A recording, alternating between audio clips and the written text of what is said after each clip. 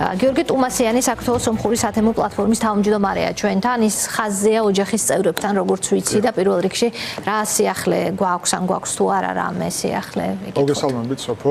სიახლე იმაში არის, რომ ახლა ოჯახი კომუნიკაციაშია უკვე უფლებადამცველ ყველაზე ავტორიტეტულ პრაქტიკულ სომხურ ორგანიზაციასთან ჰელსინკის კომიტეტი, რომელიც უძველესია პრინციპს საბჭოთა დროიდან ფუნქციონირებს და დისიდენტური ორგანიზაცია იყო და ეხლა აქტიურად იცავენ ხოლმე ადამიანის უფლებებს, განსაკუთრებით იმ პატიმრების, ვისი ექსტრადიციასაც ითხოვს რუსეთი და მიმდინარეობს იურიდიული პროცედურები იმისთვის, რომ გადასცეს ოჯახმა მათ უფლება, წარადგინონ გიორგი კინოიანის უფლებები, დაიცვან მისი უფლებები და ამის შემდეგ უკვე მოხდება მათი შესვლა წინასწარი პატიმრობის იზოლატორში, შემდეგ უკვე მიმართვა სასამართლოსთვის, რომ რაც შეიძლება მალე მოხდეს მისი გათავისუფლება. მე ვესაუბრე როგორც ამ უფლებადამცველ ორგანიზაციას, რომელსაც გააჩნია მსხვილი გამოცდილება მსგავსი შემთხვევების, რეალურად რუსეთი ან უკრაინაში მებრძოლების შემთხვევაში აცხადებს ასეთ ძებნას, ან რუსეთის მოქალაქეების შემთხვევაში, ვინც ტოვებს რუსეთს და შემდეგ სომხეთში თავშესაფარს ეძებს, რომ ომში არ მიიღოს მონაწილეობა. სასიხარულოდ სომხეთში არის ძალიან კარგი პრაქტიკა იმისა, რომ არ აკმაყოფილებენ რუსეთის ამ მოთხოვნებს, თუმცა რადგან სომხეთი არის DST-ის წევრი და ამ DST-ის ფარგლებში პრინციპში არსებობს იურიდიული ვალდებულებები, რომ რუსეთის მიერ გამოცხადებული საერთაშორისო მექანიზმები ძებნის შედეგად პირი უნდა დააკავონ და შემდეგ მიიღონ იურიდიული დოკუმენტაცია, ეხლა ჩვენ ვართ აი ამ იურიდიული დოკუმენტაციის მიღების პროცესში, თუმცა თქვენც აღნიშნეთ, რომ რადგანაც საუბარია ეგრეთ წოდებული დონეცკის სასამართლოზე, სომხეთი ამ მის საფუძველზე ამბობს უარს, რადგანაც სომხეთი არ აღიარებს დონეცკს ხარია რუსეთის ტერიტორიად. კი ბატონო, ანუ უნდა ველოდოთ, რომ გიორგი კინოიანის შემთხვევაში მაღალია შანსი იმისა, რომ ის არ იქნას გადაცემული რუსეთისთვის.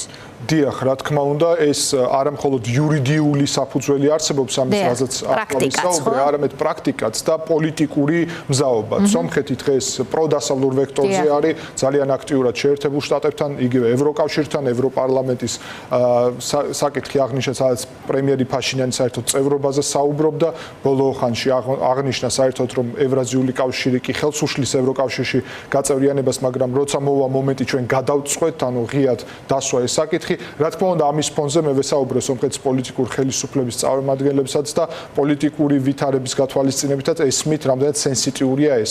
თუმცა მე იქ ასევე დავაფიქსირე, რომ ცალკე უნდა ყურადღება გაამახვილოთ იმას, რომ საუბარია საქართველოს მოქალაქეზე და მეზობელი სომხეთისთვის საქართველოსთან ურთიერთობები არის პრიორიტეტული და უნდა იყოს ასეთი. მიუხედავად იმისა, რომ ამას არ აკეთებს საქართველოს მთავრობა. ეს უნდა მეკითხა, რამე ნიშანი არის, რომ ამას აკეთებს ეს ქართული მხარე? არ ითხოვს არაფერს საკუთარ მოქალაქესთან დაკავშირებით. არანაირი, მიუხედავად იმისა, რომ ეს არის ვალდებულება, როცა საკუთარ მოქალაქეს ეხება, ეს არის ჩვენი საგარეო საქმეთა სამინისტრო. არანაირი მიმართვა არ ყოფილა ეს თქვენ გადაამოწმეთ? მე რამდენადაც ვიცი, როგორც საჯარო წყაროებიდან, ასევე თუნდაც იგივე უფლებადამცველების მიერ ოჯახთან ოჯახის თხოვნაც იყო ამათ მიმართ, მაგრამ მგონი დარჩა ხმად ყალღადებლის საშინე. მე აი ამ პროცესში ვერ გავიგე, რომ რომელიმე ეტაპზე სადმე მაგალითად საქართველოს საელჩო სომხეთში იყოს ჩართული და პირდაპირ გეტყვით, მე ვაკავშირებდი ოჯახის წევრს ამ უფლებადამცველებს და პროცედურებს, როგორ გავიაროთ ეს პროცედურები, ეს უნდა გაეკეთებინა საქართველოს საელჩოს. ჩვენ ამაში მათ ვუხდით ხელფასებს საქართველოს მოქალაქეები და ამას არ აკეთებენ, რადგანაც ჩვენ ვიცით ქართული ოცნების საგარეო საქმეთა სამინისტროს ლოგიკა, რომ უკრაინაში მებრძოლები მტრად აქვთ პრაქტიკულად გამოცხადებული და ზოგადად მათი პრიორიტეტი საქართველოს მოქალაქეების ინტერესების დაცვა არ არის. შესაბამისად, არანაირი მოლოდინი ამისა არ გვაქვს, რომ საქართველოს ეგრეთ წოდებული ხელისუფლება გააკეთებდა ამას, თუმცა სომხეთს ზუსტად ეგ უთხარი, რომ არსებობს კიდევ ყველაზე მნიშვნელოვანი მართალია ჩვენ სუვერენულობა ამ ეგრეთ წოდებული ხელისუფლების პირობებში დაკარგული გვაქვს პრაქტიკულად, მაგრამ ზუსტად პოლიტიკურ ხელისუფლებას უთხარი, რომ სუვერენი არის ქართველი ხალხი და თქვენ დღეს სწორედ ამ ნაბიჯით, რომ კი გიორგი კინოიანი უნდა გაათავისუფლოთ აუცილებლად, ამით ქართველი ხალხის სუვერენულ უფლებას და ქართველი ხალხის სადმი თქვენ პატივისცემას დააფიქსებთ, რაც ყველაზე ძვირფასი არის ქართულ-სომხურ ურთიერთობებში. კი ბატონო, და თქვენ აღნიშნეთ სომხეთის საგარეო პოლიტიკის ძალიან ხელშესახებით ცვლილება. ჩვენ ალბათ ერთი წლის წინ უფრო ნაკლები წინაც ვერ ვისაუბრებდით იმ ლაკნების წინაც ვერ ვისაუბრებდით იმაზე, რომ რეგიონში ვითარება დაალაგდებოდა ისე, რომ საქართველოს საერთოდ ჩაეხსნებოდა საერთაშორისო დღის წესრიგს რეჟიმის მეცადინეობით, მაშინ როცა საქართველოში შემოდის ამერიკის ინტერესი, საქართველოში კი არა და რეგიონში შემოდის ამერიკის ინტერესი და აზერბაიჯან-სომხეთის კონფლიქტი გვარდება და დერეფანს ერქმევა ტრამპის სახელი. ასეთი მნიშვნელოვანი პროცესები, რას ამტკიცებს კიდევ ერთხელ და ეს თქვენ ახსენეთ ევროკავშირთან სომხეთის დაახლოების სურვილი, ეს კიდევ უფრო უნდა გვაძლევდეს თუ არა იმედს დასავლეთის გაძლიერება სომხეთში და სომხური პოლიტიკური ელიტის გადაწყვეტილება რომ დაუახლოვდეს დასავლეთს, აძლიერებს თუ არა მოლოდინს, რომ კინოიანი არ იქნება რუსეთისთვის გადაცემული. ანუ იქით არის დსთ-ს ვალდებულება, რუსეთის მოთხოვნა და აქეთ არის დასავლეთი, რომელზეც მომავალს ამყარებს სომხეთი, ხო?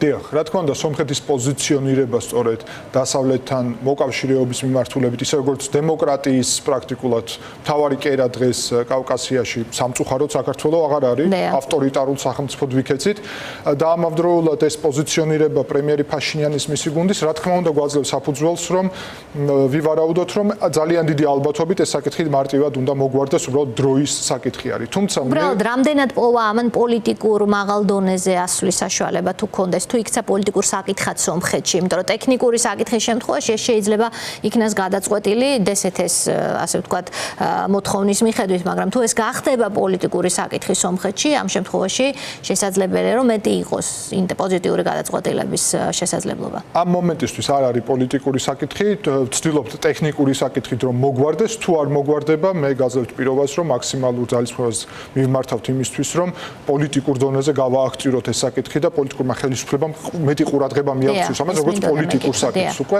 მე არ ამგონია რომ ეს პრობლემური საკითხი იყოს ზოგადად იმ ფონზე, რაც თქვენ აღნიშნეთ. დასავლეთი შემოდის რეგიონში, დღეს სომხეთი ხდება დასავლეთის მთავარი დასაყრდენი, რაც საქართველოს აწყობს. იმიტომ რომ სანამ დასავლეთი რეგიონში, შეერთებული შტატები, ევროკავშირი აქტიურად იმყოფება თუნდაც სომხეთში, სომხეთამდე გზა აუცილებლად გადის შავი ზღვით და საქართველოთი. და რა თქმა უნდა, ეს რუს ოლიგარქი ივანიშვილს ყოველთვის აწუხებდა, ამიტომაც დე ფაქტო ბლოკადა მოუწყო სომხეთს და ზოგადად ძალიან უნდოდა რომ იქ რუსი ოლიგარქი სამველ კარაპეტიანი, რომელიც ახლა ციხეშია, მაგალითად ხელისუფლებაში მოსულიყო, იმიტომ რომ ბოლო ბასტიონია დღეს მართალია აზერბაიჯანში პოზიტიური ცვლილებებია რუსეთისგან დამოუკიდებლობის, მაგრამ დემოკრატიის ნამდვილად ბოლო ბასტიონი არის სომხეთი და რაც იზიდავს აქ ვაშინგტონის და ბრიუსელის ყურადღებას და ინტერესებს. თუმცა მეორე მხარე არის ამის.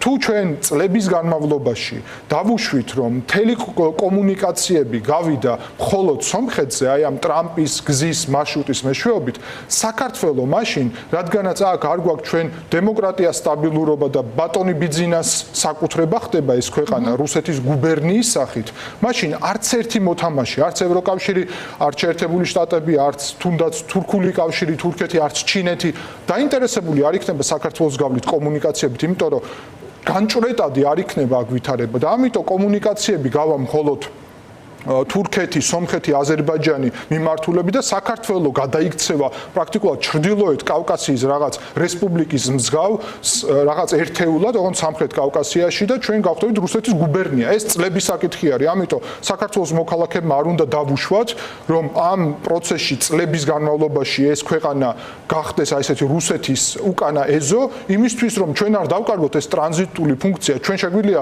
პარალელურად ჩვენც გქონდეს და სომხეთსაც გქონდეს ეს ფუნქცია, მაგრამ თუ ჩვენ ამას დავკარგავთ, საქართველოს გეოპოლიტიკური როლი მაშინ ძალიან შემცირდება და მაშინ იგივე ვაშინგტონს და ბრიუსელს გაცილებით უფრო ნაკლებად დავაინტერესებთ, რაც ჩვენი ეროვნული ინტერესებისთვის და გეოპოლიტიკური ინტერესებისთვის ნამდვილად პრობლემურია. კი ბატონო, ძალიან დიდი მადლობა გიორგი ტუმასიანს. მე დავიტოვებ იმედს, დარჩება რა თქმა უნდა ფორმულა ხაზზე თქვენთანაც გიორგი კინოიანის ბედის გაგებასთან დაკავშირებით. ჩვენ მას გულში ვმატკივრობთ ისევე როგორც ყველას უკრაინაში, საქართველოს ყველა მოქალაქეს და უკრაინაში მებრძოლ ყველა ქართველს ერი გეოგრაფიის მიხედვით არ იცვლება. ეს არის უკრაინაში მებრძოლი ქართველების მთავარი ლოზუნგი.